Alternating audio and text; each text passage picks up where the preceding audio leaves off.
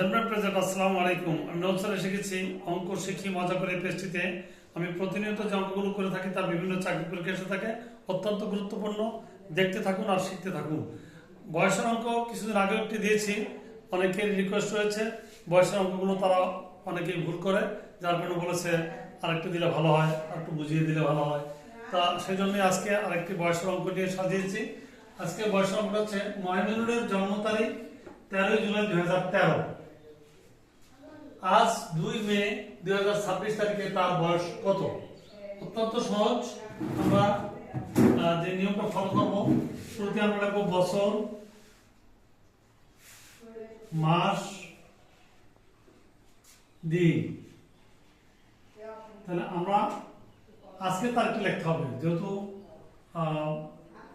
আজকে তারিখ হচ্ছে 2রা মে, তাহলে 2 তারিখ, মে মানে 5 মাস আর 2026।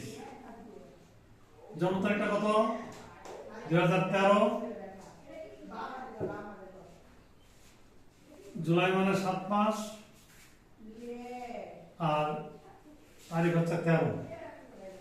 একই নিয়ম এখানে খেয়াল রাখবেন, আমি একটা নোট দিচ্ছি।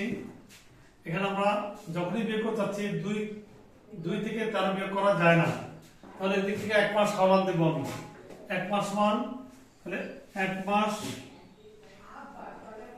সমান 30 দিন, আর এদিকে আছে আমার 2 দিন, 2 যোগ, তাহলে কত দিন হলো? 32 দিন। 32 দিন থেকে 13 দিন বিয়োগ করো, বিয়োগ 13, তাহলে 3 আছে 12 হবে, কত হলে 9 হলে হাতে 1, 1 আর 2, 1 আর 1 2, 2 আছে 3 আর 19, তাহলে 19 দিন।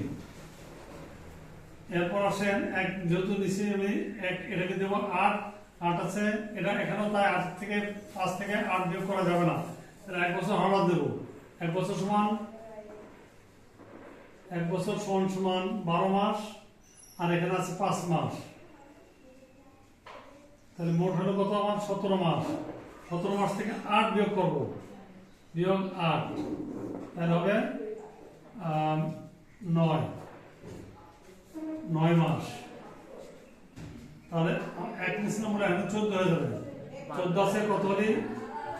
4 আছে কত হলে? 6 হবে, 2 হলে হাতে 1, 2, 2 সরি হাতে 1 নাই, 1 এর 12 বছর, অর্থাৎ যোগ এখানে 1 দিব। কেন 1 দিব সেদিনে বলেছিলাম, তারপর আজকে আবার বলে দিচ্ছি আমি, এটা মুখোমুখি বলছি।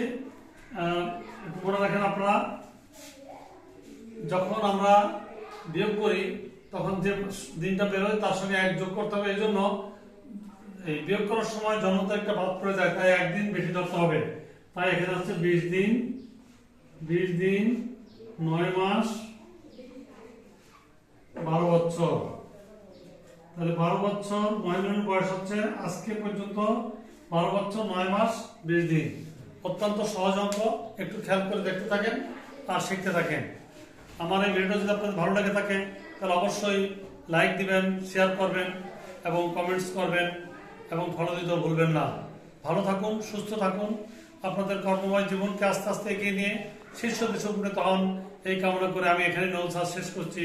আল্লাহ হাফেজ।